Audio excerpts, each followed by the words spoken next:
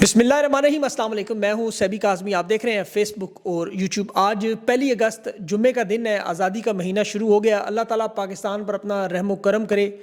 पहले आपके सामने आज की अहम खबरें रखूं। डोनाल्ड ट्रंप ने पाकिस्तान को बहुत बड़ा झटका दे दिया। 19% टैरिफ वाइट हाउस से ऑर्डर, तारीख का घटिया तरीन मुआहदा, सस्ता तरीन छोड़कर महंगा तरीन तेल, पूरा मुआहदा सामने आ गया। तफसीलात मैं आपको बताता हूँ।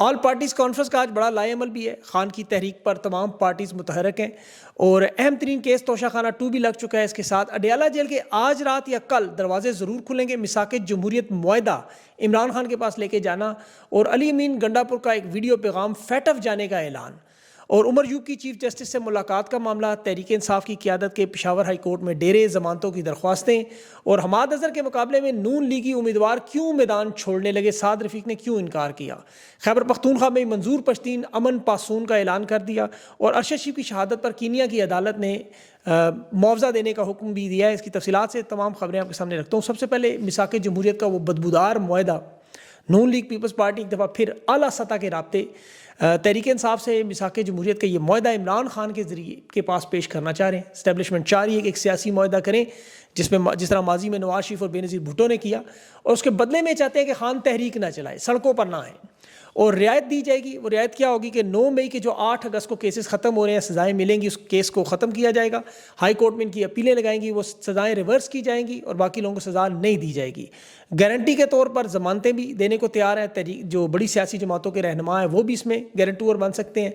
और एक कंट्रोल्ड जमहूरियत, जो इमरान खान की तहरीक को ख़त्म करना, जो 9 मई का बहाना बना के दबाव डालना कि निज़ाम जो इस्टेब्लिशमेंट के कंट्रोल में, लेकिन खान ने पहले भी इनकार किया, दोबारा भी इनकार होगा और अडयाला के बहरहाल दरवाजे आपको खुलते हुए नजर आएंगे। इस दफ़ा जो रहनुमा भेजने की कोशिश है वो तहरीक इंसाफ के नहीं होंगे। वो तमाम लोग जो इमरान खान के भी करीब समझे जाते हैं और इस्टेब्लिशमेंट के भी करीब थे, नून लीग के भी, उन सबको मोतबर समझा जाता है। वो नाम मैं भी आपके सामने नहीं रखना चाहता, लेकिन की मुलाकात करवाई जाएगी। ये बयानिया असल में ये बनाना चाह रहे हैं कि इस्टेब्लिशमेंट चूँकि बात करने पर तैयार नहीं है तो सियासी जमातों को सामने लाया जाए। और ये इस्टेब्लिशमेंट को आप देखें, बड़ी अच्छी तरह अंदाज़ा हो चुका है, जर्नलों को अंदाज़ा हो चुका है कि इमरान खान और तहरीक इंसाफ मज़ीद मकबूल हुए इन सज़ाओं के बाद। अवाम खान को नहीं छोड़ दी और सियासी जमातें, सियासी रहनुमा तो देखें तब यतीम होता है जब अवाम छोड़ दे। नून लीग जब पीपल पार्टी आपके सामने, तहरीक इंसाफ के रहनुमाओं को तोड़ते रहे, पार्टियां छुड़वाते रहे, सज़ाएं देते रहे, नाअहल करते रहे, लेकिन तहरीक इंसाफ इन सज़ाओं के बाद मज़ीद मकबूल हो गई है, अवाम में मज़ीद पजीर आई है। जिन लोगों को सज़ाएँ दी हैं वो सज़ाओं पर शुक्र अदा करें। उमर यूब को चीफ जस्टिस यया अफरीदी ने बुलाया लेकिन उसने साफ इनकार कर दिया। आप इनकी ट्वीट्स देखें और पाकिस्तान की आवाम देख रही है कि जो 78 साल में एक सियासत गंदगी का जोहड़, जिसमें इमरान खान एक कमल का फूल बन के सामने आया। और पाकिस्तान की सियासत में आपको पता है कि यहाँ कोई मर्द नहीं जाता था, औरतों को तो आप छोड़ ही दें, मर्द यहाँ पे आपको पता है शिरकत करने से गुरेज करते थे। हजाम की दुकानों पर लिखा होता था कि सियासी गुफ्तगू मना है। आज रेडी वाले से लेकर दिहाड़ीदार, मजदूर, ताजर, तलबा, किसान सब एक ही बात कर रहे हैं, इमरान खान, इमरान खान। पाकिस्तान में कोई दूसरा टॉपिक ही नज़र नहीं आता। इमरान खान ने इस पाकिस्तान की सियासत का पूरा डायमेंशन बदल दिया। ये घरेलू ख़वातीन, पढ़े लिखे लोग, आपको पता है PhD, डॉक्टर, न्यूरोसर्जन्स, अदीब, शायर, माजूर अफराद, ख़वातीन, ये सब के सब इमरान खान और उसके बार बार नज़रिया जो है वो आपके सामने आता है। दूसरी तरफ जुल्म देखें, खान पर कोई इन्होंने नहीं छोड़ा। जे सियासत में आप देखें, जिस तरह इमरान खान ने 127 दिन का धरना दिया था, उस वक्त ख़वातीन आई थी पहली दफ़ा खान के साथ पाकिस्तान की। इन्होंने कौन सी उनको किरदार कुशी की मुहिम नहीं शुरू की। खान के ख़ानदान ने तो कीमत अदा की है, लेकिन जो पाकिस्तान की ख़वातीन ने कीमत अदा की उसकी, जो 58 साल के बाद 1971 की तारीख तक ये दोहराते रहे, नौजवान बच्चियाँ, माएँ, बहनें, बेटियाँ जिस तरह, लेकिन वो इस नज़रिए के साथ जुड़ गई हैं। अब ऐसे लोग जिन्होंने ज़िंदगी में पुलिस स्टेशन का मुंह नहीं देखा, जब वो भी अपने ऊपर 150, 200 दहशतगर्दी की FIR करवा रहे हैं और पीछे नहीं हट रहे, अब नज़रिया आप सामने है। डॉक्टर यास्मीन राशिद, अभी सरताज उल को उन्होंने एक मिसाल बना दी है। अब उससे नुकसान देखे इस्टेब्लिशमेंट का हुआ सारा, कि इन्होंने सियासतदानों को हकीर करने की कोशिश की, निचली सतह की अदालतों से सज़ाएँ सुनाई, माजी में तो फिर सुप्रीम कोर्ट सुना देखे थे। उसका सारा नुकसान अल्टीमेटली इनको हुआ कि इदारे में आपको पता है, एक तो आइन और हलफ तोड़ने का, जो 78 साल की वारदात हम देखते रहे, फिर ऊपर से 9 मई का अलग ड्रामा। जब इन्होंने देखा कि सारी वारदात के बाद भी तहरीक इंसाफ के लोग पीछे नहीं हट रहे और 9 मई में तहरीक इंसाफ के 150 कारकुन शहीद करने के बाद भी आप देखें पिछले 3 सालों में ना तो कोई फौज का, ना पुलिस का, ना कोई रेंजर्स का, एक बंदा भी, एक सिक्योरिटी एहलकार भी नहीं काम आया। जबकि 4 दीवारों को जलाने का, जिसकी कानून में 6 महीने ज़्यादा सज़ा नहीं, उस पर उन्होंने 10-10 साल सज़ाएँ दी, लोगों को शहीद किया, कंटेनरों से नीचे फेंकते रहे। अब इनकी सज़ाएँ कितनी होनी चाहिए ज़रा वो देखें, इन्हें उसी चीज़ का खौफ है। اب جو ہی تحریک کا خان نے اعلان کیا، موبلائزیشن شروع ہوئی، اب انہوں نے شور مچانا شروع کر دیا، جی تحریک انصاف کے رہنما نظر نہیں آ رہے، تحریک انصاف کے رہنما آتے نہیں ہیں، ان کے بیانات آپ دیکھیں، اب عوام ان کے ساتھ موجود نہیں ہے، ان کی تیاری نہیں ہے. بھئی آپ کرفیو لگا کے، دفعہ 144 لگا کے ماضی میں کنٹینر لگاتے رہے، پھر بھی بعض نہیں لوگ ہیں گولیاں مارتے رہے. اب دہشت گردی کی عدالتوں سے 10-10 سال کی سزائیں دے رہے ہیں. اب ان کے گھر پنڈی آپ کو پتہ ہے چھاپے مارے جا رہے ہیں، چادر چار دیواری کا تقدس پامال کیے جا رہے ہیں، ٹیمیں بنا دیں، پولیس ججز کروڑوں کما رہے ہیں. لیکن اس کے باوجود کیا جس طرح ماضی میں لوگ رکے، کیا اس دفعہ رکیں گے؟ انہیں خطرہ سب سے بڑا اس کا یقین کریں احتجاج سے ہے. میں وہ خواجہ آصف کا بیان دیکھ رہا تھا کہ مراد سعید کو سیاست کرنی ہے تو میدان میں آ کے کرے، عوامی لیڈر میدان میں رہتے ہیں. اب یہ بے شرمی اور بےغیرتی کی انتہا ہے کہ نواز شریف پاکستان کا واحد رہنما جو 3 دفعہ ملک سے بھاگا ہے، 3 دفعہ، خود خواجہ آصف کامہ لے کے دبئی بیٹھا رہا.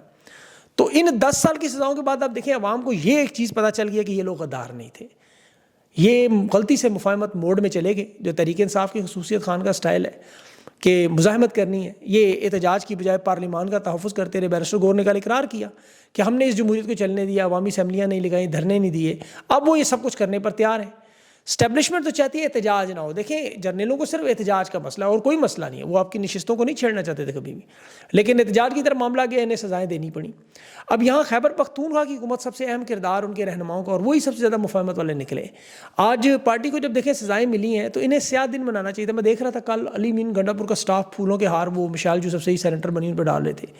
تو یہ انہیں چیز سمجھنا ہوگا کہ اس وقت جو اسٹیبلشمنٹ کوشش کر رہی تھی کہ سزائیں دینے کے بعد ہم انہیں روک لیں گے، ان تمام رہنماؤں کو جنہیں سزائیں ملی ان کا کوئی ووٹ بینک نہیں ہے. شبلی فراز نے کتنے احتجاج لیڈ کیے، عمر یوب کتنے دھرنے دے چکا ہے، زرتاج گل نے کتنے لانگ مارچ کیے ہوئے تھے کہ ان کے کہنے پہ لوگ عوام نکل آئے گی. ان سزاؤں سے عوامی تحریک توڑنے میں اسٹیبلشمنٹ کو کوئی فائدہ نہیں ہوا. اسٹیبلشمنٹ کے ساتھ تحریک انصاف تو 3 سال سے اس بندوق سے لڑ رہی ہے، جس پہ مشرقی پاکستان میں 93,000 ہم نے دیکھا فوجی سرنڈر کر گئی، بندوق کے سامنے تھے. اب 3 سال سے تحریک انصاف لڑ رہی ہے. انہیں تو کریڈٹ دینا چاہیے کہ عدالتیں، میڈیا، پارلیمنٹ، سینٹ سب کے سب ختم ہو چکے ہیں، لیکن جماعت موجود ہے، بلکہ پوری طاقت سے موجود ہے. اور اب وہ طاقت ان کو آپ کو مزید نظر آئے گی آج کے لائے عمل کے بعد. ڈرنا انہیں اس دن سے چاہیے جب لوگ پرامن احتجاج کی بجائے مشرقی پاکستان کی طرف چل جائیں، خدا نہ خواستہ کوئی نئی مکتی بہانی بننا شروع ہو جائے. جو اس وقت باجوڑ میں کام ہو رہا ہے، کیا خیبر پختونخوا میں ہو رہا ہے، یا اکبر بگٹی کی شہادت کے بعد بلوچستان میں ہوا، جس طرح مشرف نے واردات کی، اس کے بعد دیکھیں امن کبھی نہیں آیا. بلوچستان میں 25 سال ہو گئے، خیبر پختونخوا میں جتنے آپریشن کیے اس کے بعد مزید بدامنی پھیلی. تو یہ جو حالات، یہ جو کام کر رہے ہیں، یہ بالکل وہی ضیاء الحق والے، مشرف والے، وہ لوگ تو پھر ایک لیول پہ آ کے رک گئے تھے.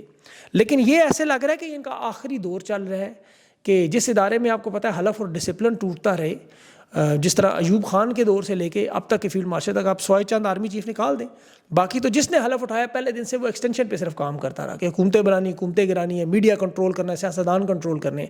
ان تمام عوامل سے ادارے کمزور ہو چکے ہیں. ان کے ادارہ آپ کو پتہ ہے اس وقت سوچتا ہے، اندر سے بھی سوچ ہے ظاہر ہے. عام طور پہ معاملہ 1.5 سال اس میں ختم ہو جاتا تھا کہ کیونکہ رہنما ڈیل کر لیتے، سرنڈر کر لیتے، ان کی قوت برداشت کم تھی.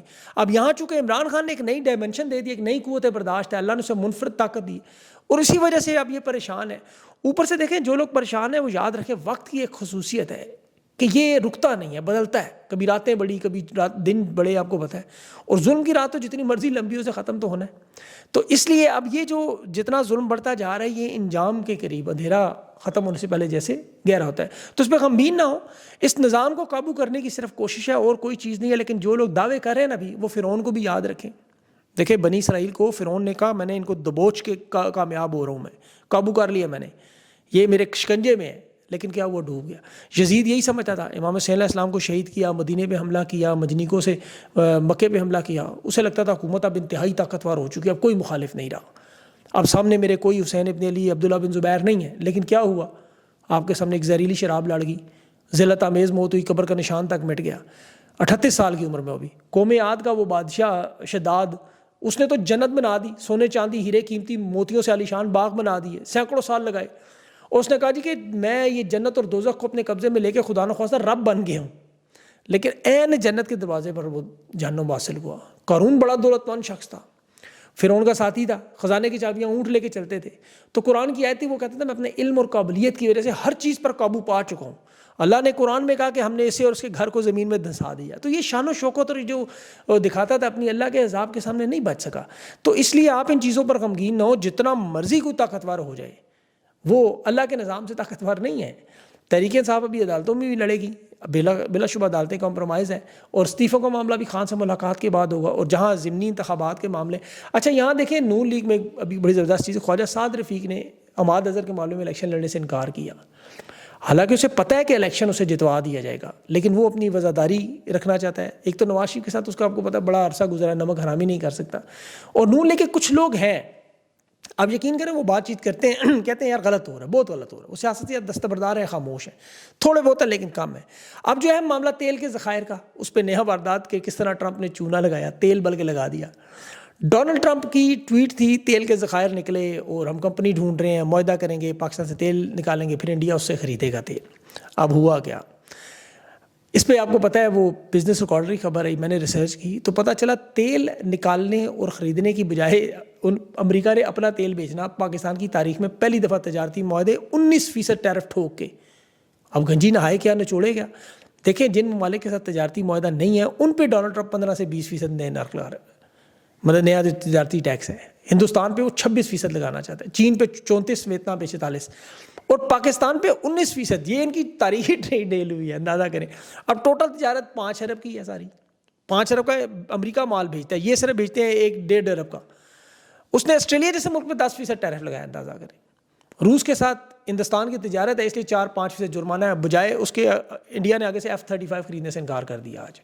تو وہ ایک خود مختار ملک کے طور پر سمجھ. یہاں پہ دیکھیں انہوں نے واردات کی کہ پاکستان کی سب سے بڑی ریفائنری کمپنی ہے سینرجی، اکتوبر میں یہ ان کی کمپنی امریکہ سے وٹول سے 10 لاکھ بیرل تیل خریدے، اور یہ پہلی دفعہ خام تیل کی خریداری جو ویسٹ ٹیکسس میں، وہاں آپ کو پتہ ہے خام تیل ہے، کارگو ہو کے ہیوسٹن سے کراچی آئے گا، اور اس کے بعد پھر ہر مہینے یہ ایک کارگو پاکستان کی طرف تیل کا بھیجیں گے.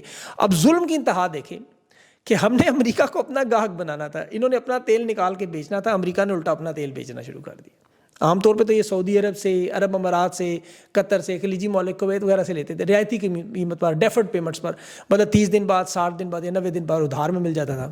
اس کے بدلے کبھی بھی کوئی اشیاء خدمات کا آپ کو پتہ ہے مطالبہ ہوتا تھا، وہ یا شیخ اگر خوش ہوں، ہاتھ اگر محبت سے کوئی ملائے تو کبھی کبھی مفت بھی دے دیا کرتے تھے.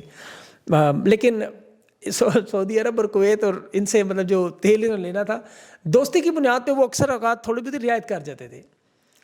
اب یہ جب تیل پاکستان آتا تھا وہاں سے تو اس میں 3 سے 7 دن لگتے تھے. شپنگ کی کاسٹ ہے، خرچہ ہوتا ہے ٹرانسپورٹیشن کا، تو $2-3 بیرل اس کی قیمت بڑھ جاتی ہے. اب روس تھوڑا زیادہ دور تھا، اس میں 10 دن لگ جاتے تھے یا 15 دن لگ جاتے تھے. وہاں کی جو ٹرانسپورٹیشن کاسٹ تھی وہ تقریباً $3 سے $7 بیرل کے پاس پہنچ جاتی تھی. اب امریکہ پاکستان سے بہت دور ہے، یہاں سے آنے میں تقریباً 40 دن لگ جائیں گے، اور $12 سے $18 بیرل تیل کی قیمت اضافہ ہو جائے گا. جو ریٹس اچھا امریکہ کے دنیا میں ہیں وہ بین الاقوامی مارکیٹ سے پہلے ہی زیادہ ہے. یہ ریفائن کرنے کے بعد تقریباً $85 بیرل پہ چلا جائے گا، جبکہ مڈل ایسٹ جو ملتا ہے وہ تقریباً 75 کے قریب ہے. جہاز کا کرایہ مہنگا، یہ ڈالیں تو اس میں کروڑوں روپے کا اضافی خرچ، مطلب سیدھا امریکہ کو فائدہ، اور اوپر سے 19% تجارتی ٹیرف الگ. اب دیکھیں ڈونلڈ ٹرمپ ایک تاجر ہے، اس کی نظر ہر ایک کی جیب پہ ہے. پاکستان کی حکومت کے حالات تو ان کی تو جیب ہی کوئی نہیں، ان کے تو کپڑے بھی اتروانے پہ وہ تیار ہو گیا.